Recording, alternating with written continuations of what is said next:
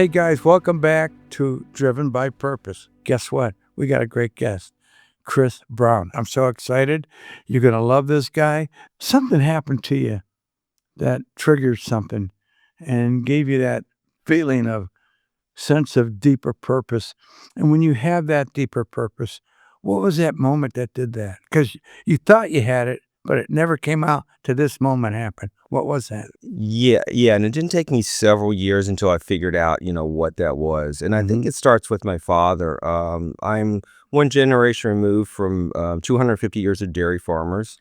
You're kidding. No, I'm in no. the dairy business. Oh, really? Yeah, we're in the milking business. So the family had a farm in Oh, be darn. Blacksburg, Virginia, about 200, Yeah. about 5 miles away from the Virginia Tech campus. Been in the family for about 250 years. Oh, my goodness. When my dad got out of the Army in 1958, he wanted to be a farmer, but he was one of six, and his two older brothers were already farming. So he spent his career for the Virginia Department of Agriculture. And along the way, he had two colleagues who died prematurely and left two widows. And so Dad, these women just happened to go to our church, and Dad took it upon himself to basically be their handyman on Saturdays and spent a lot of time, helping them maintain their house and all that. And he would kind of drag me along and so forth. Really? And I remember asking him one time, I said, "Dad, like, why are you doing this?" And he said, "Look, there's two reasons. First of all, they need help. Yeah. And secondly, it's the right thing to do." And those two things have really, really stuck with me. And that's really what I call my why, is because people need help and it's the right thing to do. And I think it's been ingrained with me to give back. It's really kind of been a mission or a calling for me. I didn't figure that out until really years later, when I wasn't really happy with my career. And then one thing led to another, and I figured out that, look, I went to undergrad, went to business school, and I thought that business school would kind of like breathe that out of me. Right. And it didn't. And I wasn't happy with my career. I was a management consultant because I wasn't, helping people in a very personal way. But you were educated. Yeah. That was important as well. Yes. The education, the power of education is very, very important for type of work you wanted to do. But you needed that purpose and that why. You needed that energy that gave you that. There had to be something in your life that sparked that. Yeah. And I think another part of it is that I've always enjoyed being a student, a constant student. Yeah. And when I was trying to figure out what I wanted to do next, because I wasn't happy in my career, I started, my parents weren't very financially sophisticated, so I started reading like Money Magazine and Kiplinger's. Yeah. And then I got interested in that. And I saw an ad about becoming a certified financial planner, so I started taking the coursework to become a certified financial planner. Then I saw, like, if I'm thinking about, like, maybe I want to go work for myself. And what happened was I went to a conference, and I looked around and I said, these people aren't any smarter than I am. They've just been doing it longer. I can do this. I can run my own business. What was the fear factor then? What was fear? What was stopping you from thinking like that? I think all along the way, I maybe did what I thought I was supposed to do and what people expected of me, rather than, first of all, I didn't know what my passion was, but those were two things that were kind of blocking me. Wait a minute. You said you didn't know what your passion was. What What does that mean? In terms of how doing the right thing and helping people translate it into a career, I wasn't sure how to connect the dots there. Gotcha. Right. And so when I kind of went to this conference, I'm like, oh, these people are helping people.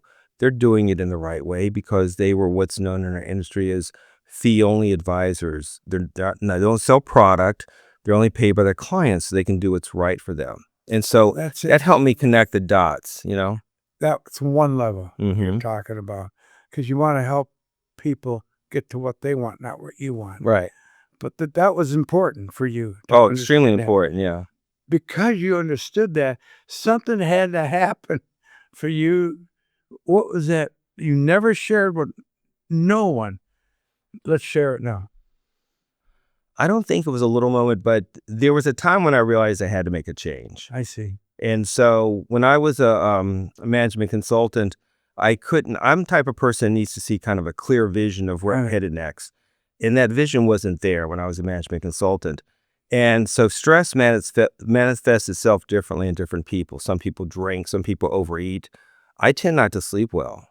So I had a period where I go to bed at 11, wake up at 2, and couldn't go back to sleep again. Now, when you go through that for 4 or 5 months, something's got to change, right? I mean, you can't keep doing that. Yeah.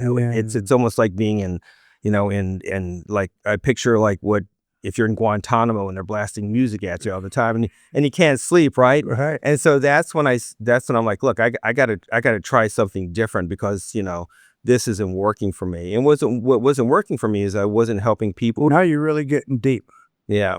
into something that a lot of people, it's hard to discover or afraid to talk about that moment because maybe it's a moment that people wouldn't understand, but it's a moment you understood.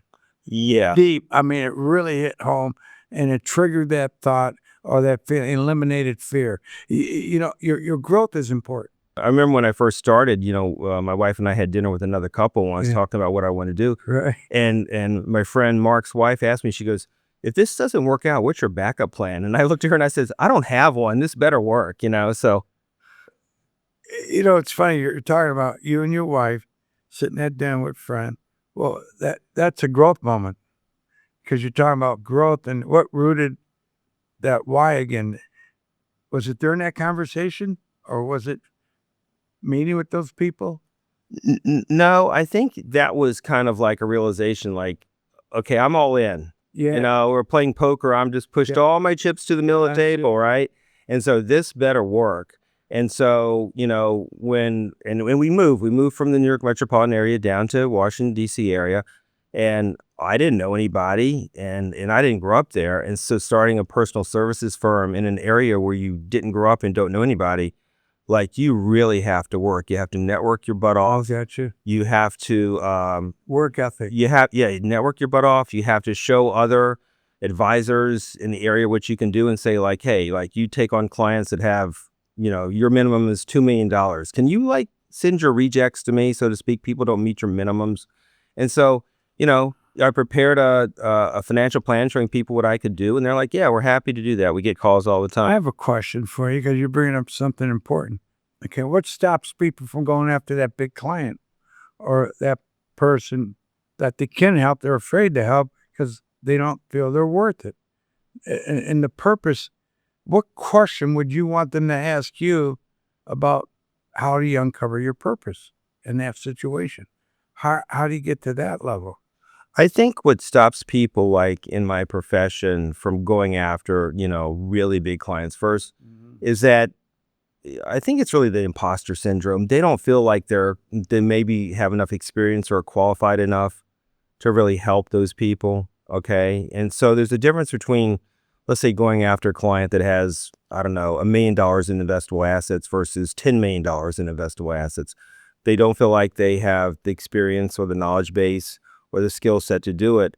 And kind of what they need to learn, and it takes years to learn this, is that they don't have to be everything to everyone. What they do have to have, they do need to be resourceful, and what they do have to have is an established network that can help them solve the problems that they can't solve themselves. Great answer. So you're going to collaboration. That's what you're talking about, to collaborate with your master group that you created and formed, that you can go to someone smarter than you instead of saying to them, I don't know, but I do have someone to help you. You don't have a problem saying that. No, I mean, every client who comes to us usually Yeah. has a unique situation where Yeah. I don't know the answer off the top of my head. That's awesome. But what I've learned is that I don't have to. I just have to find the person who does, right? The smartest people don't have all the answers, Right. but they will find out who knows the answer to help them. I often say that I'm not the most creative person in the world, but I Right. am extremely resourceful, and that's Yeah. more important. See, that to me is awesome. How do people get in touch with you if they need to do that? I mean, the name of our firm is Ivy League Financial Advisors. Okay. It comes from the fact that I have 2 degrees from Cornell and an MBA from Dartmouth. The easiest way for people is to go to our website, ivyfa.com, or simply pick up the phone and call me. I love your heart. Our number is 301-258-1300. We're in Yeah. Rockville, Maryland, right outside of D.C. That's awesome. One of the things that I learned is that, my parents were they weren't very worldly growing up. They grew up in Yeah. a small town in America. And so I had to turn to other adults for advice because they just didn't know. And one of them especially had a special set of skills. And I knew she had a special set of skills in terms of counseling me. So one of the things I really had a lot of fun with and did at Cornell was Cornell offered Dean of Students offered a service that was called EARS. EARS stood for Empathy Assistance Awesome. and Referral Service. And it was a walk-in, call-in hotline for, that served as a short-term counseling outreach to the community. Yeah. And so in order to be an EARS counselor, you had to train for at least one semester and probably two, and before you could sit in the room and counsel other students. Well, I passed it in one semester, not two, and spent 3 years teaching the second semester of training, which we called advanced training, and revamped the program. And a lot of the people, alums in the program, went on to become psychologists and psychiatrists. But I use those skills in terms of being able to listen effectively. Clients, my sons, whomever, right? Because the basis of it is listening effectively, understanding the feelings that are going on with that. Yeah. And you've got to get through that before you can do any problem. That's awesome. I'd like to ask you one more time, Sure. without a question, when you found this little moment in your life, this is what's so defining to me, is you took off big time. And that confidence just rang like a big bell. And did you know that? Did you feel that? I think I did. I like to say that, one of my friends said, I think you found your ministry. I think you found your purpose, your mission, your ministry, and it's really done in a way that is the right way, and you get to help people. Yeah. I don't even consider it a job. No, it's fun. Yeah. It's fun. Two things I've tried to impart to my sons in terms of their career. One thing is that figuring out what you don't like doing and staying away from it is every bit as important as figuring out what you do like doing. And the second thing is that your job satisfaction is primarily determined by three things. One, are you fairly compensated for what you do? Two, is there room for intellectual growth and stimulation? And three, do you like your work environment? Now, some people go over three. They're bored, they're underpaid, and they have a lousy work environment. Most people only get one or two, and when you get all three, you've hit the jackpot. Yeah, you have. And you said something very important.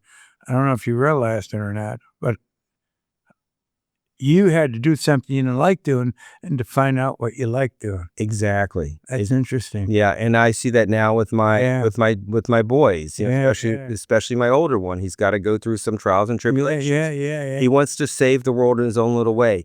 He doesn't know what that means. But you don't figure it out by sitting on your butt and thinking about it. Right. You go out and have life experiences, and you fail. How to fail. And you say, well, what did you learn from that? What didn't you learn from that? Very good. Take that to the next life experience. You're a great dad. And let's tell the people one more time how to get in touch with you, because you're important. Our website is IVY, like in Ivy, F is in financial, A is in advisor.com, IVYFA.com. Or just pick up the phone and call Chris Brown at 301-258-1300. Chris, this has been a good interview. Thank you, everybody. You got out of it. I got a lot out of it.